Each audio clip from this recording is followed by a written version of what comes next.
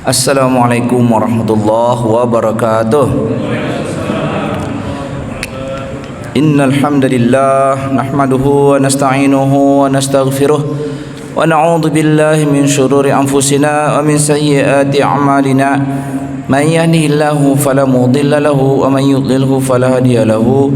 Asyhadu an la ilaha illallah wahdahu la syarika lahu wa asyhadu anna Muhammadan 'abduhu wa rasuluhu la nabiyya ba'dahu. Allahumma salli wa sallim wa barik ala nabiyyina Muhammadin wa ala alihi washabihi wa man walahu. Amma ba'du. Jamaah salat maghrib sekalian, insyaallah kita semua berniat di masjid ini hingga waktu isya, niat i'tikaf mendekatkan diri kepada Allah. Dan dalam durasi waktu itu kita mengisi kajian ayat-ayat Al-Quran dari surah An-Nisa. Kita dapat berita hadis sahih terkait fadilah berkumpul di masjid mempelajari ayat-ayat Al-Quran. Diberitakan oleh Rasulullah SAW fadilahnya adalah diturunkan ke dalam hati mereka sakinah dan rahmah. Jadi dua, satu dapat sakinah, dua dapat rahmah, tiga disertai para malaikat, ya, dijagai malaikat, sayapnya dikembangkannya untuk melindungi hamba-hamba Allah yang berkumpul di masjid itu. Dan yang keempat, diceritakan mereka sebagai hamba-hamba Allah yang baik di penduduk langit. Itu berita baiknya. Tambah lagi berita baiknya, nilai belajar menuntut ilmu itu setara di sisi Allah dengan amal fi sabilillah. Ayat-ayat yang akan kita baca ini lanjutan dari bulan yang lalu, terakhir 76, sekarang masuk ke ayat 86 memasuki ayat 87 dalam mushaf Al-Quran surah An-Nisa halaman 92. A'udzu billahi minasyaitonir rajim. Bismillahirrahmanirrahim. Allahu la ilaha illahu la yajma'annakum ila yaumil qiyamati la raiba fihi wa man asdaqu minallahi haditha. Fama lakum fil munafiqina fiyataini wallahu arkasahum bima kasabu. Aturiduna an tahdu man adallallah wa man yudlilillahu falan tajida lahu sabila. Waddu law takfuruna kama kafaru fatakununa sawa'a. Fala tattakhidhu minhum awliya'a hatta yuhajiru fi sabilillah.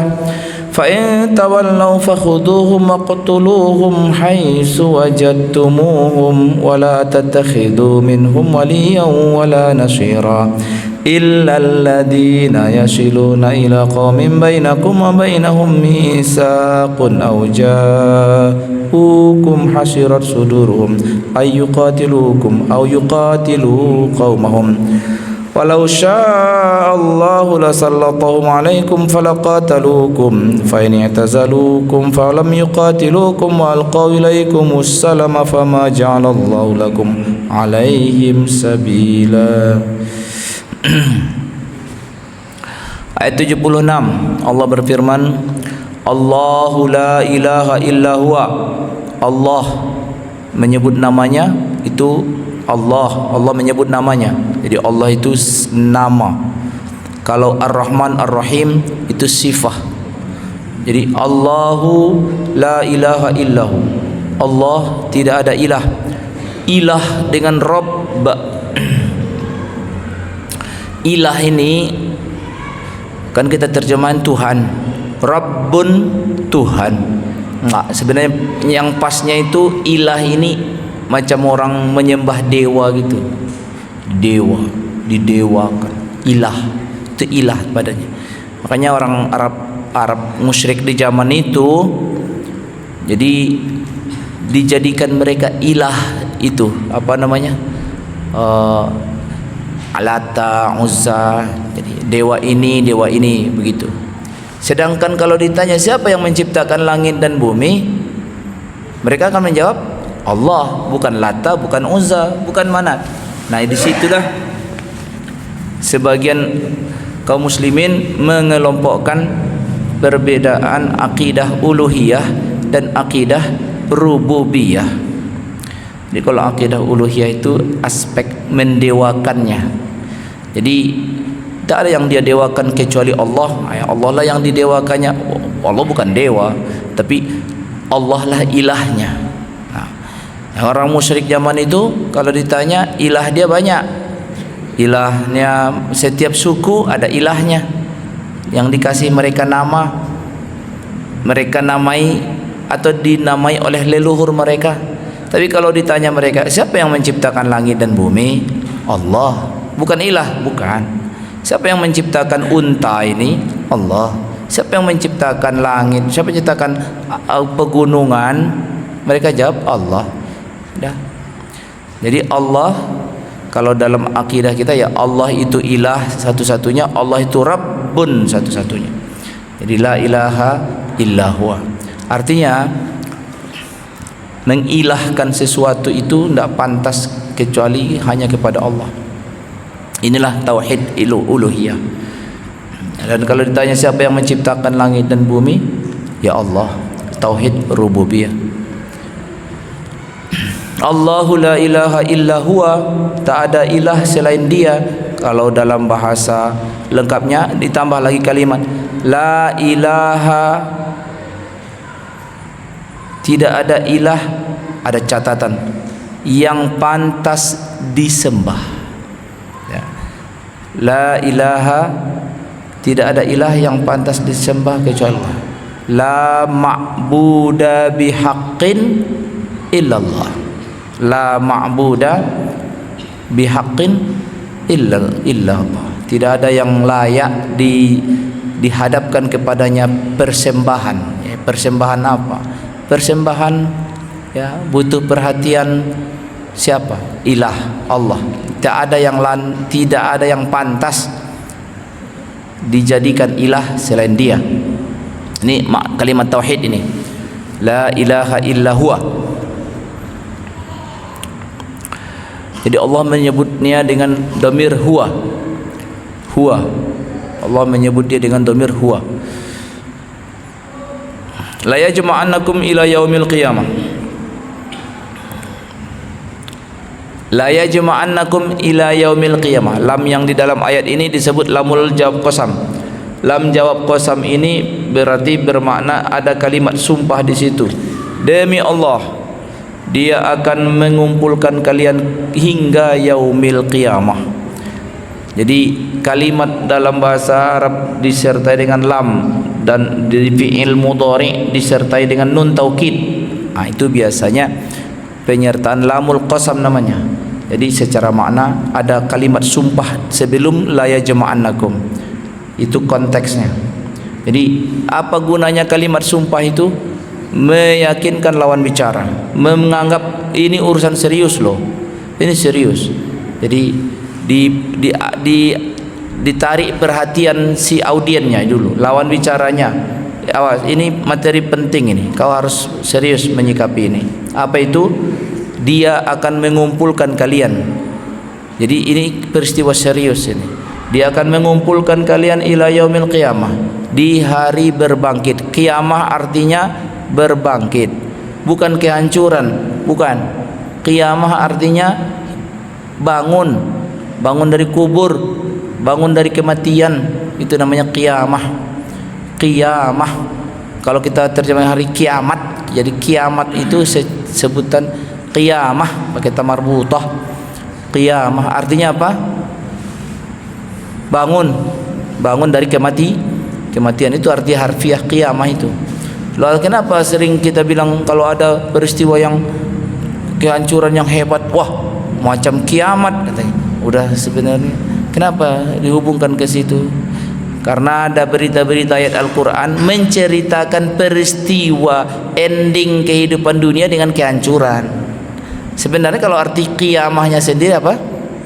Hari di mana kita dihidupkan kembali. Itu kiamah itu. Jadi nama-namanya banyak di Al-Quran.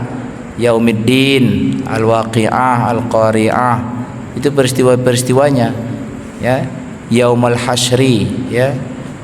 Yaumat Tanat, banyak Yaumat Tanat, macam-macam dinamai oleh Allah dalam Al-Qur'an. Dah, tapi kalau apa itu arti hari kiamah? Yaumul Qiyamah, ya hari di mana manusia ini dihidupkan kembali dari kematian. Qiyam artinya berdiri dari rebahan atau tiduran. Qiyam. Salat malam disebut juga dengan salat qiyam. La raiba fih, tidak ada keraguan padanya. Tidak ada keraguan karena diberitakan dalam wahyu. Kalau orang yang beriman ya tidak ada keraguan padanya. Masalahnya enggak ada keraguan padanya, tapi kan kita belum mengalaminya. Macam mana kita enggak ragu? Misalnya kata dia, kan kita belum mengalaminya. Tidak ada keraguan dalam beritanya, karena sumber beritanya dari Allah. Tapi mungkin enggak orang meragukannya? Mungkin aja. Kenapa orang meragukannya? Karena dia belum pernah mengalaminya dan belum ada juga testimoni yang sudah pergi ke sana. Jadi keimanan kita dalam keraguan ini iman, tidak ada keraguan dalam mana iman itu. Bukan karena udah pernah ada orang ke sana, enggak. Jadi kehidupan setelah mati itu diberitakan dengan berita wahyu, tidak dipertontonkan, tidak dikasih cuplikan, tidak dibikin setiap orang itu semacam cuplikannya terus, ya enggak. Jadi disitulah tantangan keimanannya nih. Kalau semuanya sudah nonton, enggak ada kenikmatan dunia ini lagi, gitu. Jadi memang disimpan begitu informasinya. Makanya peristiwa tentang alam kubur, hari berbangkit, padang mahsyar, pengadilan, ya yaumul hisab, itu semua masuk dalam akidah sam'iyat. Akidah sam'iyat itu akidah yang kita meyakininya karena diberitakan. Seperti yang diberitakan dalam ayat ini, akan dikumpulkannya kalian pada hari berbangkit nanti, itu enggak ada keraguan padanya, peristiwa ini pasti terjadi. Kalau enggak percaya tunggu aja, itu bahasanya. Ya, kalau kau enggak percaya tunggu aja. Jadi yang akan tidak menyesal pada hari itu yang percaya. Kenapa? Karena dia udah siap-siap. Tapi kalau enggak percaya ya kagetlah dia. Wah. Wa man asdaqu minallahi haditsa, siapakah yang lebih benar dibanding Allah perkataannya? Yang enggak ada lagi yang paling benar perkataan Allah. Jadi ada perkataan ini, semua perkataan ditolak kecuali, maksudnya dapat bisa salah bisa benar, kecuali qala Allah dan qala Rasulullah. Semua perkataan bisa saja diterima atau ditolak, bisa diterima atau ditolak, kecuali perkataan qala Allahu, Allah berfirman, atau qala Rasulullah, atau Rasulullah bersabda. Itulah sumber kebenaran umat Islam. Berita itu kan dua kemungkinan, bisa benar, bisa salah. Berita yang disampaikan seseorang bisa kita terima, bisa kita tolak, enggak ada masalah. Tetapi berita yang datang dari Allah dan Rasulnya, itulah yang berita yang benar. Makanya umat Islam mendasari sumber kebenaran dalam keyakinan umat Islam adalah wahyu, Al-Quran dan Sunnah. Dah, itulah sumber berita yang benar. Kemudian ayat ini satu ayat begitu, mengingatkan tauhid Allah dan mengingatkan peristiwa akan ada hari kehidupan lagi. Setelah itu ada ayat bicara lagi tentang masalah, kan dua sebelum ayat ini kemarin bicara perang, ya, acara bicara perang gitu. Terus ini ayat tauhid, diingatkan lagi Tuhan kalian itu ya Allah, inilah Tuhan kalian, enggak ada yang lain. Dan Allah akan menghimpun kalian nanti kehidupan setelah mati. Ini di bagian inilah kehidupan religi kita, bertauhid sama ada pikiran, ada hidup setelah mati. Bagian-bagian di sinilah kehidupan religi kita. Jadi selalu diingatkan untuk peristiwa nanti, selalu diingatkan. Karena apa?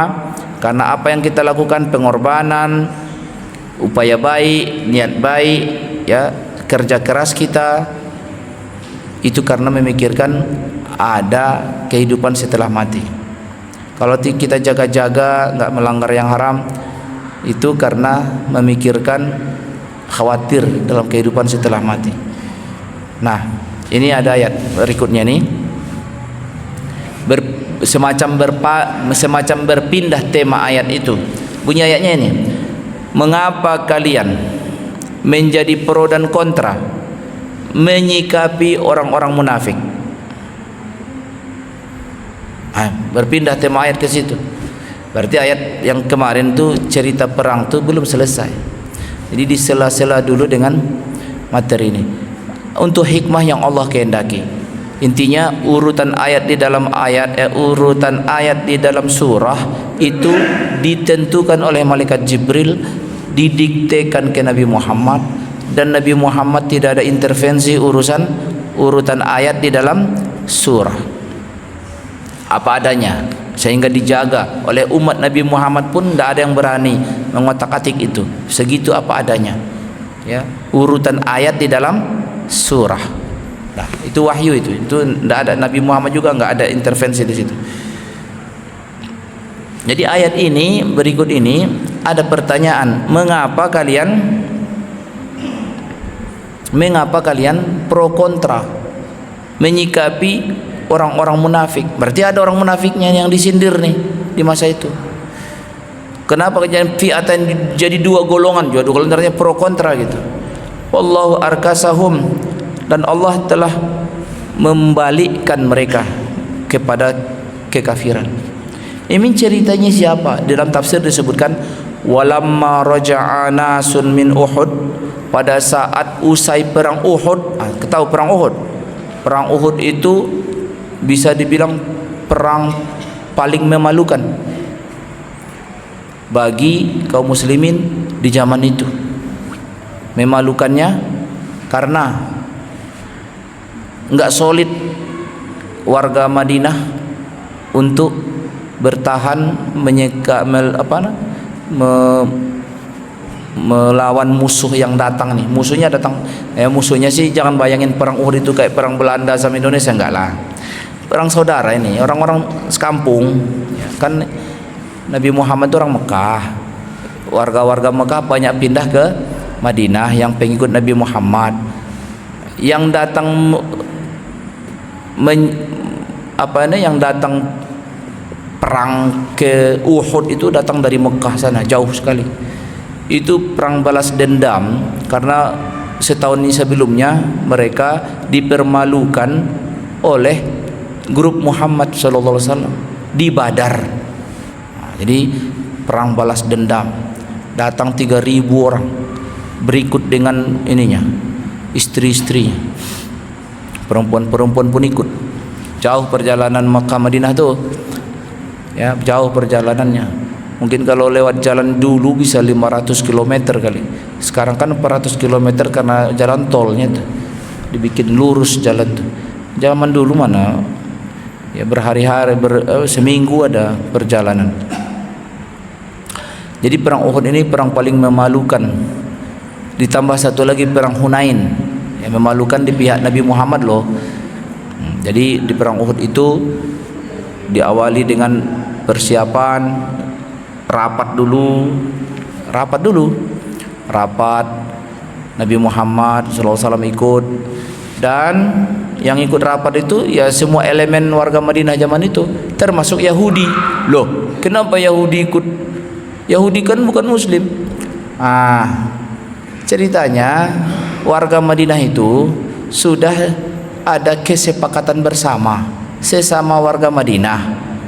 Jika ada suatu suku di Madinah ini diperangi oleh orang luar, maka seluruh suku yang ada di Madinah yang terikat dalam perjanjian ini ikut sama-sama menolong. Gitu. Begitulah fakta perjanjian Madinah, namanya Sahifatul Madinah. Jadi ada perjanjian itu. Jadi kalau ada Yahudi rapat untuk urusan perang, ya karena memang dia warga Madinah gitu. Jadi ada dua elemen Yahudi ikut dia, siap semua sepakat perang dilaksanakan di Uhud. Meskipun Nabi SAW pengennya, ide pertama beliau adalah enggak usah kita ke Uhud, kita di Madinah ni aja, dalam kota saja. Mereka masuk kota, kita sambut mereka apa adanya. Mati kita ya matilah. Tapi ada pemuda-pemuda yang semangat, juangnya hebat. Ya Rasulullah, kita bisa kok itu menangkis mereka di luar. Kita hadapi mereka di luar kota. Kita hadapi mereka di kaki bukit Uhud itu. Ya udah, kalau semua sepakat maunya begitu, aku nurut aja. Ya udah, deal, ketok palu, sepakat. Dalam sebuah riwayat diceritakan, anak-anak muda ini merasa enggak enak sama Rasulullah. Kami jadi enggak enak loh. Kami kesannya kayak memaksakan kehendak. Oh, kata Rasul, Nabi itu kalau sudah pakai baju besinya, maka tak ada ceritanya dilepas lagi. Itu isyarat bahwa kalau udah disepakati, tidak ada cerita mengulang lagi. Udah, besok kita di hari H kita siap-siap. Kekuatan kita 1000. Pas hari H, inilah orang munafik ini yang tadi elemen Yahudi itu, kami enggak ikut katanya. Padahal kemarin dia deal. Ini yang diceritakan ini. Ini orang ini, dua elemen ini gimana ini? Ada yang pro, iya biarlah, memang macam ada yang membela, ada yang tidak gitu.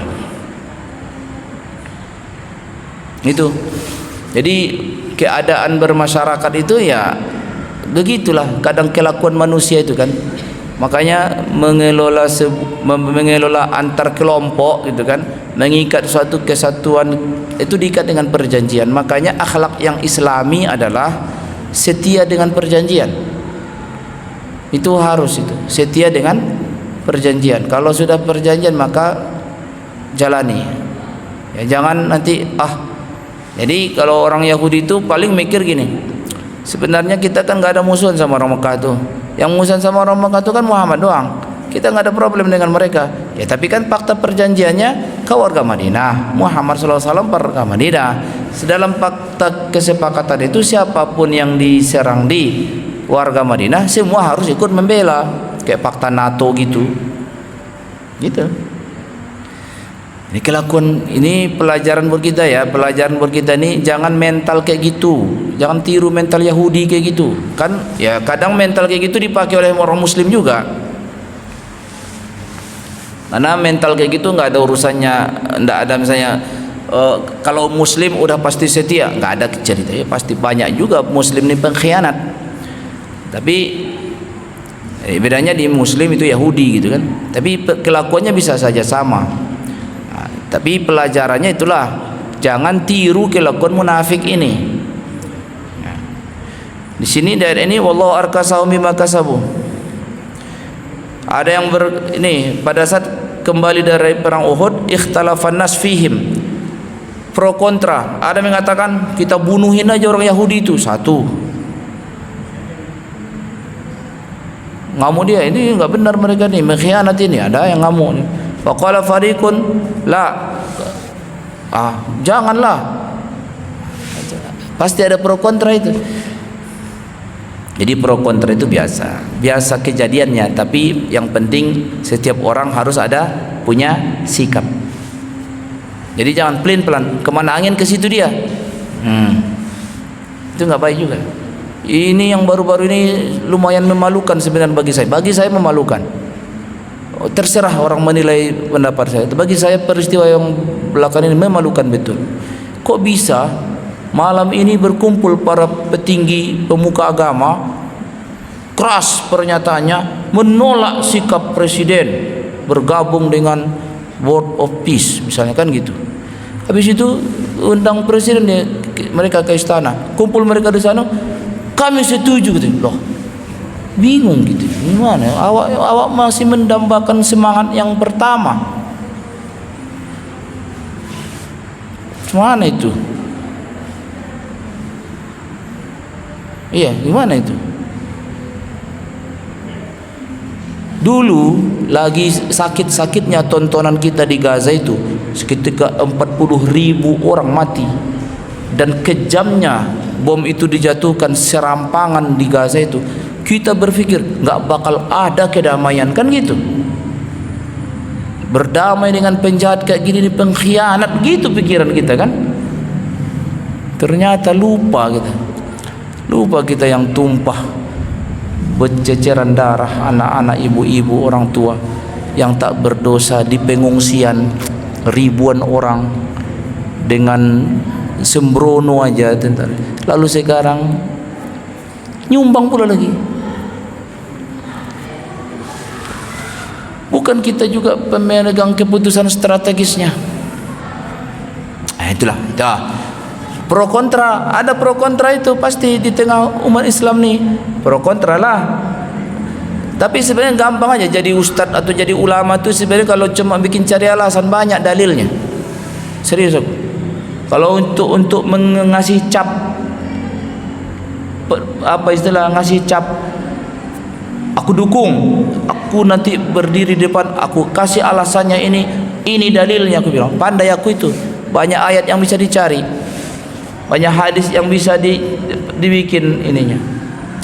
Tetapi kita baru kemarin mereka berikan pernyataan, terus besok diundang di meja makan lalu berubah. Itu entahlah, kita serahkanlah kepada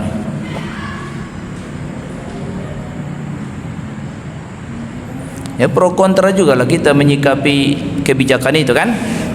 Aku bayangan aku tuh gini, tadinya gagah Majelis Ulama Indonesia menolak, bayangan aku tuh gitu, menolak. Jadi tegang antara Majelis Ulama dengan presiden. Bayangan aku gitu. Biarlah presiden tetap mengambil kebijakan versi dia.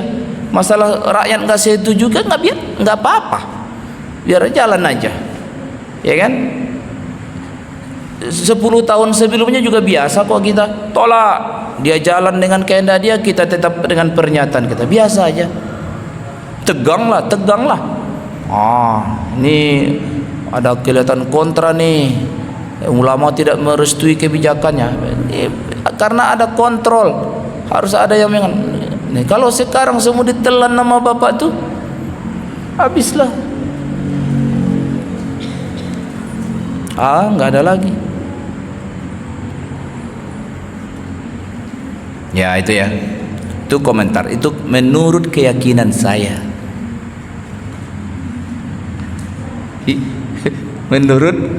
Menurut keyakinan saya, bayangan saya ulama itu begitu hebatnya, berdiri tegak, menolak kesepakatan. Itu bayangan aku gitu.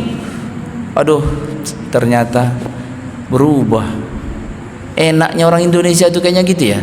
Sehebat-hebatnya permusuhan, ajak undang sini, makan kita dulu. Habis itu udah nggak ada masalah lagi. Enaknya orang Indonesia itu gitu. Gampang, enak. Bagus sih, satu sisi bagus sih. Satu sisi ya, kalau ada potensi perkelahian mudah didamaikan, bagus juga satu sisi. Tapi kadang untuk tema-tema kemanusiaan semacam tadi, aduh, yalah. Nah, intinya kita ambil pelajaran bahwa manusia itu suka begitu kadang ya, pro kontra gitu ya. Tapi di sini disebut famalakum fil munafiqina fi'ataini wallahu arkasahum bima kasabu. Di sini ayat mengarahkan kepada jangan kalian pro sama munafik itu, karena mereka sudah bukan bagian dari kesepakatan dengan kalian lagi. Aturiduna an tahdu man adallallah. Apa kalian ingin menunjuki orang yang Allah sesatkan? Itu sindiran. Ngapain kalian bela-belain lagi gitu? Kalau Allah udah alihkan mereka ke sana menjadi anti Muhammad, dia tetap anti Muhammad dia. Nggak ada yang bisa mengubah jiwa mereka itu. Emang apa biasanya menyebabkan yang kalau kontra kan jelas, dia munafik ini berkhianat. Kalau yang pro kira-kira apa? Lah kita kan bertetangga, kita kan berkawan, kita kan sekampung, macam-macam lah itu nanti. Jadi ya. Waddu lau takfurunna. Ini sindiran juga nih. Waddu lau takfurun. Mereka yang disindir di sini itu orang munafik itu. Orang-orang yang enggak ada kesetiaan di dalam jiwa mereka kepada Nabi Muhammad maksudnya. Ini mereka-mereka yang enggak setia dengan Nabi Muhammad ini dibocorkan oleh Allah tentang sebenarnya apa di hati mereka itu. Di sini disebutkan mereka ingin kalau kalian itu sama seperti mereka, menjadi tidak setia dengan Nabi Muhammad. Jadi orang-orang yang sebagian kalian membela mereka, yang mereka berkhianat dengan perjanjian dan kesepakatan itu, mereka bukan pendukung setia Nabi Muhammad. Mereka yang enggak setia dengan Nabi Muhammad itu pengen juga orang-orang yang masih loyal sama Nabi Muhammad ini berubah supaya tidak loyal lagi dengan Nabi Muhammad. Sehingga kalian sama. Waddu law takfurun kama kafaru fatakununa sawa. Jadi orang-orang yang tidak loyal dengan Nabi Muhammad, yang tidak setia dengan Nabi Muhammad itu ada keinginan supaya orang-orang yang setia dengan Nabi Muhammad itu berubah. Udahlah, enggak usah loyal-loyal kali. Gitu. Enggak usah setia-setia kali macam kami ini aja. Gitu. Nah, ini ada teori ini mirip teori psikologi atau misalnya psikologi publik gitu ya. Orang kalau dia ada grup ini grup penjahat gitu ya, dia itu ada keinginan orang lain ikut jadi penjahat seperti dia itu. Atau misalnya kalau ada orang ada keinginan untuk kejahatan keuangan, misalnya korupsi misalnya, dia pengen dia nggak sendiri supaya ada kawannya. Nah, yang kalian yang sok suci itu, dia pengen juga orang yang sok suci itu jatuh nerima sogok gitu. Itu mental kayak gitu kenapa ada? Ya, karena orang kotor nggak mau kotor sendirian. Dia pengen mengajak kotor orang lain. Biar itu mental ini tuh. Orang kafir melihat. Jadi bayangin, orang-orang yang anti Muhammad itu pengen orang-orang yang loyal sama Nabi Muhammad itu berubah. Jangan loyal sama Nabi Muhammad. Dipengaruhi sama mereka. Kalau ada tipe orang seperti itu di sekitar kalian, fala tattakhidhu minhum awliya. Jangan jadikan sahabat setia itu. Artinya jangan taruh kepercayaan sama dia. Jangan taruh kepercayaan, jaga jarak aja bahasanya gitu. Jaga jarak aja sama orang itu. Karena dia itu enggak setia dengan grupmu. Ini kalau masalah iman dan kufur ini kan al-wala wal bara, kan ada temanya ceritanya di zaman itu begitu. Di zaman itu. Karena waktu itu komunitasnya kan ya kota Madinah, kota Makkah, masih kecil, enggak sebesar Indonesia inilah. Masih Madinah gitu kan. Masih beberapa desa penduduknya di situ gitu. Masih bisa dilihat mana yang pro, mana yang kontra, mana yang pengikut Muhammad, mana yang enggak. Jadi saat-saat seperti itu masih nampak bedanya. Jadi panggilan ayat ini memang mengarah untuk supaya menjadi solid. Jadi menjadi pengikut Nabi Muhammad itu harus solid, setia. Gitu. Jangan kalian jadikan di antara mereka itu wali sebelum mereka hijrah di jalan Allah. Ayat ini menceritakan sindiran kepada ada juga ternyata waktu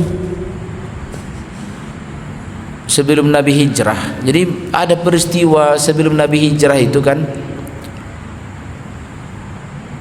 yang paling berat dirasakan para sahabat ketika itu kan setelah peristiwa Isra Mi'raj yang Nabi bilang, aku diperjalankan dari Masjidil Haram ke Masjidil Aqsa oleh Tuhanku.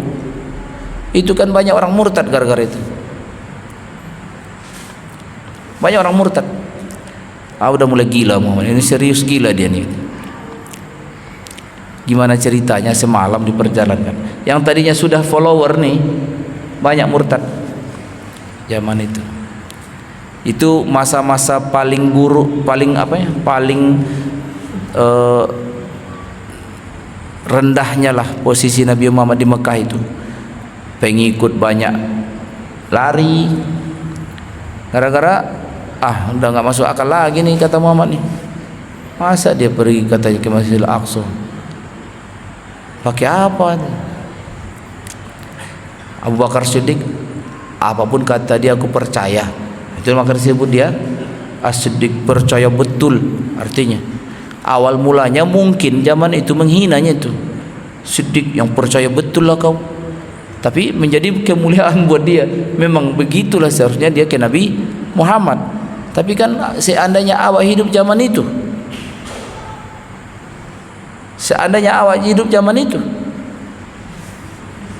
siapa yang jamin awak juga percaya?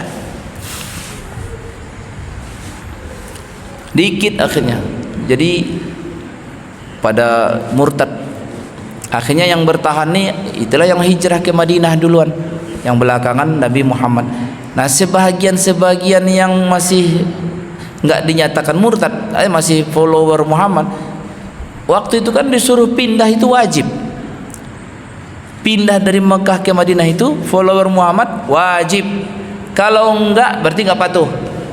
Gitu kan? Bukan pilihan itu, bukan opsional. Itu kewajiban bahwa follower Muhammad pindah. Nah, peristiwa pindah itu kan amal yang paling besar itu setara jihad. Maka mereka yang hijrah itu dipuji oleh Allah, rela pindah. Enggak mudah pindah itu. Pencaharian yang sudah di situ tetap tiba-tiba di negeri orang nggak ada kawan, cuman itu banyak yang nggak mau berangkat. Nah, ayat ini bilang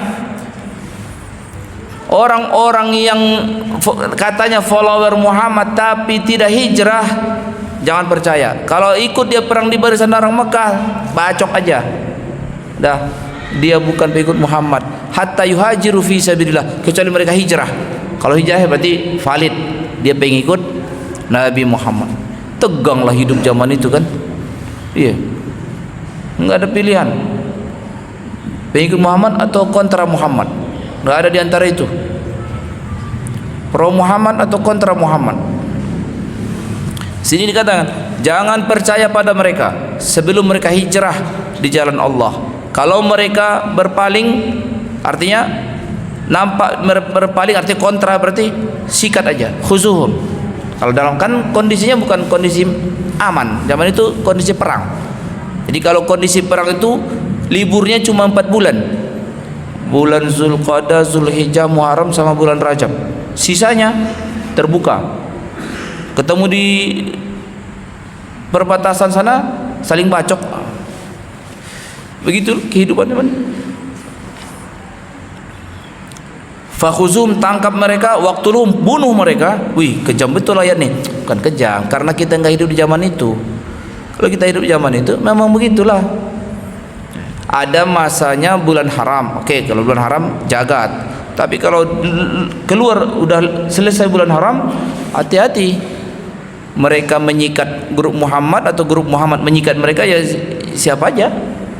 Nggak ada yang, ya udah betul caranya itu udah betul, nggak ada yang disalahkan. Memang betul. Dalam misalnya gini, dalam pandangan orang Mekah pun sikap ini boleh, gitu. Nggak ada hukum internasional juga zaman itu.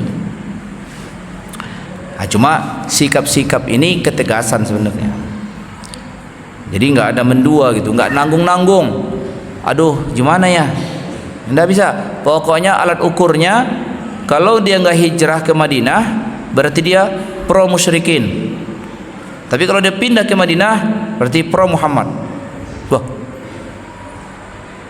pilihan cuma dua, nggak ada yang ketiga. Nggak ada yang muzabzabina baina zalika la ilaha illa wa la ilaha illa. Ujung-ujungnya nanti kelompokkan ke munafik. Dah selesai. Wala tattakhidu minhum waliyan wala nasira. Itu ayat itu belum titik. Pokoknya siapapun kontra Muhammad musuh. Ayat berikutnya kecuali, berarti kecuali ada lagi catatan. Illal ladzina yasiluna ila qaumin bainakum wa bainahum mitsaq. Nah, ayat 90 dari surat An-Nisa ini menjadi pedoman juga bagi kita dalam hal berdiplomatik. Nah, nih teori diplomasi di ayat 90 ini. Jadi bagaimana aturan berdiplomasi di masa itu, berkesepakatan grup Muhammad menjamin perjanjian dengan satu desa. Walaupun mereka enggak semua menjadi pengikut Muhammad, tetapi mereka oke, kita deal ya, kita enggak saling musuhan. Oke, jaga itu. Nah, kecuali orang yang dari desa itu berarti aman karena ada ikatan. illal ladzina yasiluna ila qaumin bainakum wa bainahum mitsaq, kecuali ada penghubungan perjanjian. Jadi penting perjanjian itu, mitsaq bahasa Arabnya. Illal ladzina yasiluna ila qaumin bainakum wa bainahum mitsaq. Jadi di zaman Nabi itu banyak terjadi perjanjian. Oke, desa ini gimana? Kau mau pro orang musyrik atau pro Muhammad? Itu kalau dia pro musyrik, oke, udah musuh. Yang desa sana gimana? Mau pro kami atau pro sana? Ada desa-desa ini dikontak itu semua. Tapi ayat 90 nanti kita perpanjang lagi dalam materi bulan depan, bulan setelah depan. Kita Ramadan insyaallah. Ramadan biasanya ini udah pasti dua versi Ramadannya. Ada yang 18, ada yang 19. Terserah mau puasanya dikit. Tapi sama aja kayaknya puasanya. Nanti kalau Idul Fitrinya aku belum, tapi awal puasanya pasti beda. Baiklah, kita sudah dengan kafaratul majlis. Subhanakallahumma bihamdika asyhadu an la ilaha illa anta astaghfiruka wa atubu ilaik. Assalamualaikum warahmatullahi wabarakatuh.